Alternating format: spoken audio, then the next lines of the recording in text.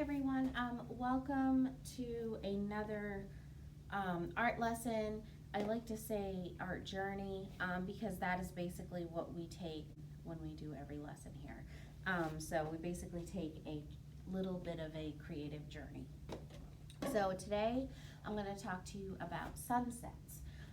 This project is great for middle school students, and you can apply it to elementary and high school, but this definitely is a fun one, definitely for middle school students. They seem to really enjoy it. This is a great project that will, in the end, build their confidence in art, because they learn a few different things. They learn how to layer paint.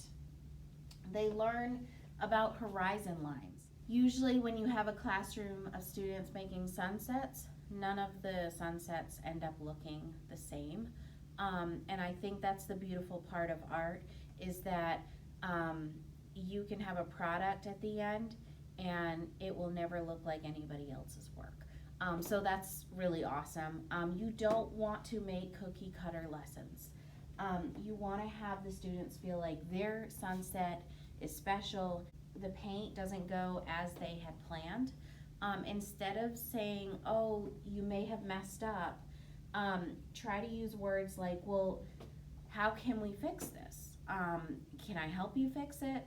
How can we relayer that paint so we can make it work for your end product? So those are different ways of phrasing different statements that you may hear from students, like, oh, I messed up, I gotta start over now. Try to stay away from having your students start over and try to direct them in problem solving. A lot of art making is problem solving. If you can teach your students how to problem solve, then they can basically do any of the lessons that you put out. So it's good to have stepping stones to your final project.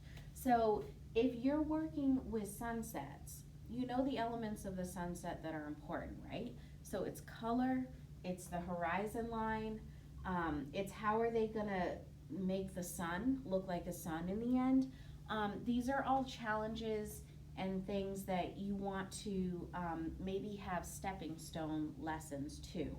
So examples of that, where do you see the horizon line is a good question. So just different ways for them to realize, oh my gosh, when you look out and the land meets the sky, what is that line across and what is it called? It's called the horizon line.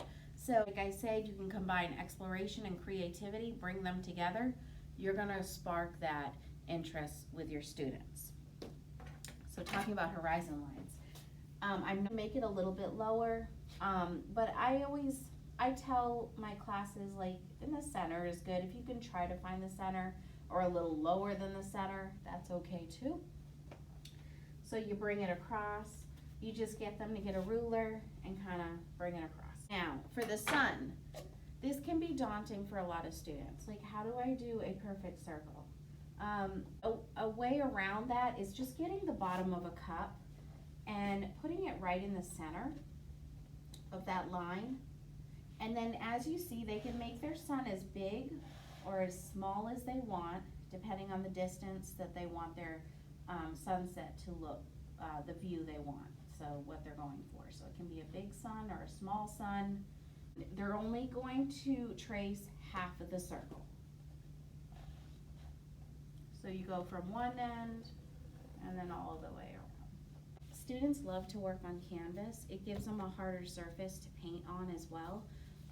But I have had classes that use paper, or watercolor paper works really well. Remember, it's about layering color in the end. So I always have the students frame it out with some tape, and they actually really love peeling the tape off at the end of the painting.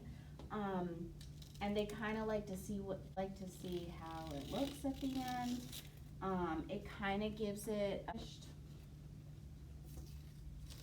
and they just go across, peel it off. It gives it a nice frame as well. So it kind of frames out your piece.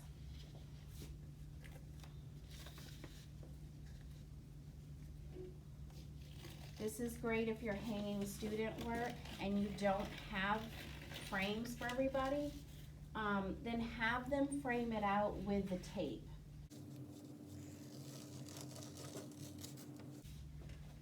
So when you're building this painting, you want the bottom layer to be white because you want the sun to look like it's glowing. So do a whole lesson on putting that light color down so you see it later on once you put that dark blue in the water.